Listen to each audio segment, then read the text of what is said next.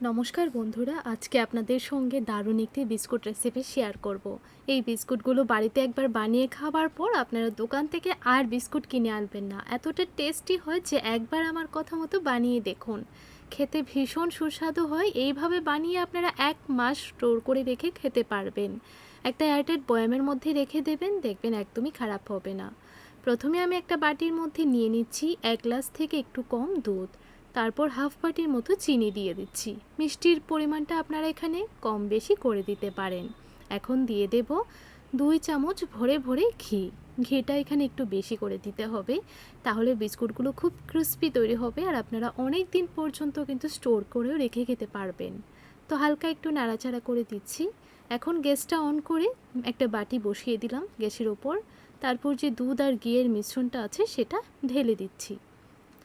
এখন এটাকে ভালো করে একটু জাল করে নেব। চিনিটা যেন খুব ভালো করে মেল্ট হয়ে যায় আর ঘিটাও যেন ভালো করে মেল্ট হয়ে যায়। এই দেখুন, ভালো করে কিন্তু চিনিটা মেল্ট হয়ে গেছে। হালকা একটু দানা দানা থাকলে তাতে কোনো সমস্যা নেই। এখন একটা বাটির মধ্যে নিয়ে নিচ্ছি একটা মেজারিং কাপ মেপে 2 কাপ আটা। আটা দিয়ে আমি এই বিস্কুটগুলো বানাচ্ছি। আপনারা চাইলে ময়দা দিয়েও তৈরি করতে পারবেন। স্বাদ অনুযায়ী নুন দিয়ে দিলাম আর 1 টিস্পুন দিয়ে দিলাম আস্ত জিরে।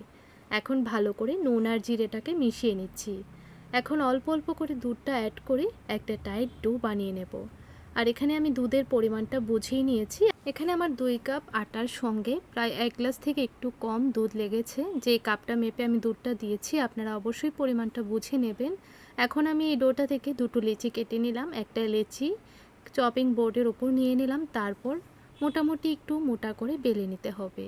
খুব বেশি পাতলা করবেন না, এরকম মোটা করে বেলে নেবেন। তারপর একটা বয়ামের লিড নিয়ে নিলাম, এই লিডটা দিয়ে কেটে নিচ্ছি। আপনারা চাইলে কুকি কাটার দিয়েও কেটে নিতে পারেন। তো এখন দেখুন সবগুলো বিস্কুট কাটা হয়ে গেছে। বাদবাকি যে এক্সট্রা অংশটুকু তুলে নিচ্ছি, এগুলো দিয়ে আবারও একই রকমভাবে বিস্কুটগুলো তৈরি করে নেব। এখন বয়ামের লিডটা দিয়ে এইরকমভাবে একটু ডিজাইন দিয়ে দিচ্ছি, তাহলে বিস্কুটগুলো দেখতে খুব সুন্দর লাগবে। এই দেখুন, তো এইরকমভাবে সবগুলো বানানো হয়ে গেছে। এখন আমি একটা ফ্রাই প্যানের মধ্যে সামান্য তেল ভালো করে গরম করে নিয়েছিলাম। আর এই বিস্কুটগুলো ভাজতে কিন্তু খুব বেশি তেলের প্রয়োজন হয় না। তো দেখুন, প্রথম ব্যাচের বিস্কুটগুলো দিয়ে দিলাম, কিছুক্ষণ পর উল্টিয়ে দিচ্ছি। যখন দেখবেন একটা পিঠ হালকা কালার চলে এসেছে তখনই আপনারা উল্টিয়ে দেবেন। আর যখন এগুলো ভাজবেন গ্যাসের ফ্লেমটা লোতে রেখে ভাজতে হবে, না হলে কিন্তু উপরটা কালার চলে আসবে আর ভেতরটা মুচমুচে হবে না।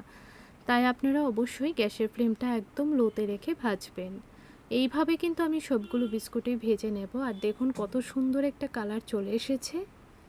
আপনাদের কাছে এই বিস্কুট রেসিপিটা কেমন লাগলো কমেন্ট করে জানাবেন। আপনাদের কমেন্ট পেলে আমি আরও নতুন নতুন রেসিপি তৈরি করার জন্য অনেক উৎসাহ পাবো। আর বন্ধুরা, এই ধরনের আরও নতুন নতুন রেসিপি আমার চ্যানেলে দেওয়া আছে, আপনারা চাইলে চ্যানেলটিকে সাবস্ক্রাইব করে ভিজিট করতে পারেন। আশা করছি আপনাদের কাছেও ভীষণ পছন্দ হবে। তো একটা বিস্কুট আপনাদেরকে ভেঙেও দেখিয়ে দিচ্ছি কতটা মুচমুচে হয়েছে। তাহলে আজ এই পর্যন্তই, দেখা হবে পরের রেসিপিতে।